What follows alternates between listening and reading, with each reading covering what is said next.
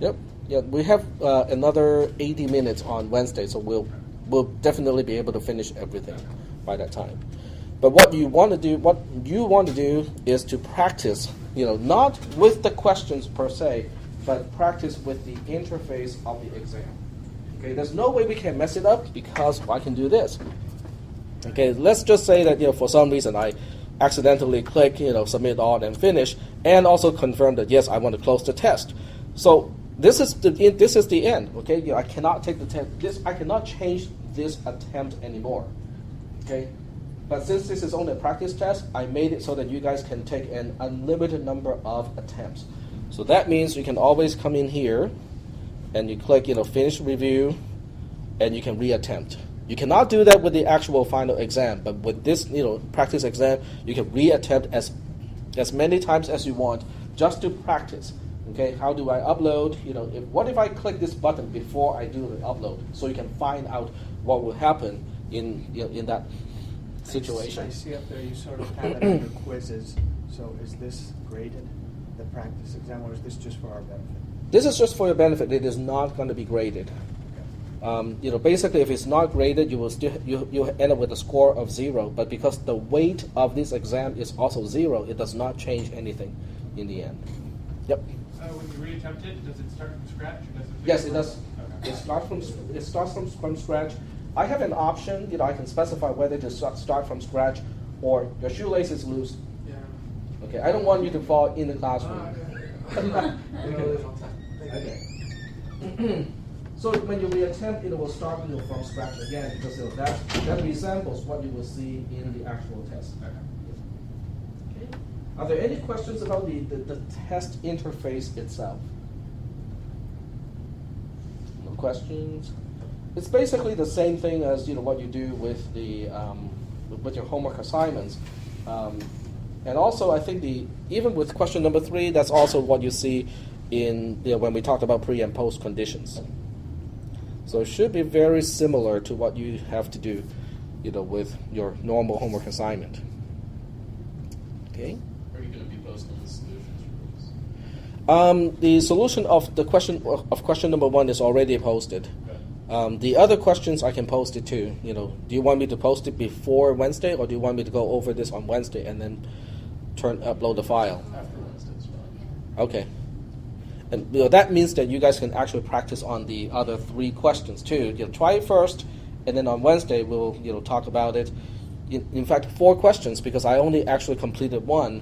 Question number 3, I only finished 1/2 of it. I have not moved forward yet, so you might want to do that as well, just so that on Wednesday we can talk about the entire solution. Then you can compare your answer to mine. Then you know whether you're exactly matching or it's not matching exactly or whatever on Wednesday. Any other questions about the final exam? You can bring your calculators. I don't see any points, not allowing people to bring calculators.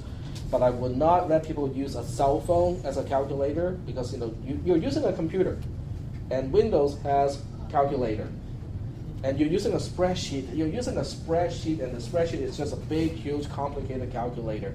So you have all the ways, all the means that you need to do any type of calculation that you will need for the test, which is addition, subtraction, multiplication, and division.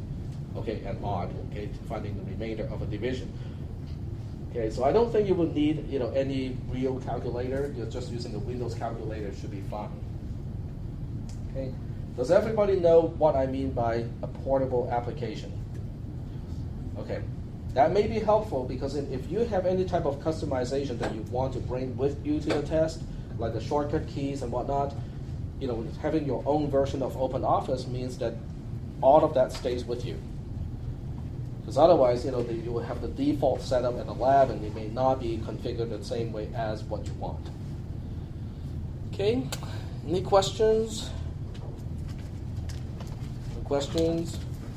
Yep. Yeah, what did you say about registering in the computer lab? You have to register. Yes. After this class, you can just walk over to room 152. Do you guys know where is room 152? Not a clue. Okay. This part I don't have to really capture. So, sorry for the people who cannot make it to the class because I can't draw on the whiteboard just as easily. Okay, so I guess I don't even have to draw when you walk out of this classroom, make a left turn, and cross the hallway onto the other side where there's a little water fountain that looks like a boat. On the opposite side of the boat, which is the south side of the boat, is the computer lab. It is room 152. The door would say, it's a computer lab. So you go in there and you go to the front table, which is on the right-hand side, and just tell those people, I will be taking an exam next Monday, so you want to just register and activate your account in the lab first. After that, you can either sit down and actually do the whole process, because you have to. It's a two-step process. First, you have to talk to those people. They will scan your student ID card. If you don't have your student ID card, they will still have to check your ID, like the driver's license or something like that, and you have to remember your student ID in order to finish that process. Once they activate you and say, okay, you can use the computers in the lab, then you have to sit down and have to set up the account the first time. Okay? If I remember right, I don't think they can use the default password from the district just yet. But anyway, just go in there and tell them that you have to take an exam next Monday, and you want to make sure that you don't have to spend any time next Monday to complete the process, and they will tell you what you have to do. That's the end of today. Go ahead and finish the other 4 questions, so that we can talk about it on Wednesday, and you guys can compare your answer to my answer.